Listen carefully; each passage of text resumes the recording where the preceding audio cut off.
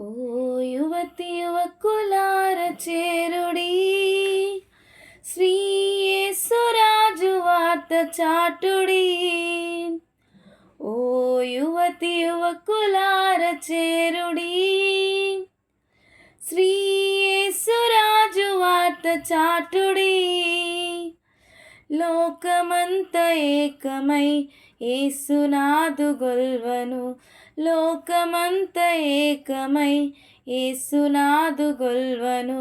సాధనం బెవరు నీకు నేనెగా, యేసుతోటి విగాను పోదమా.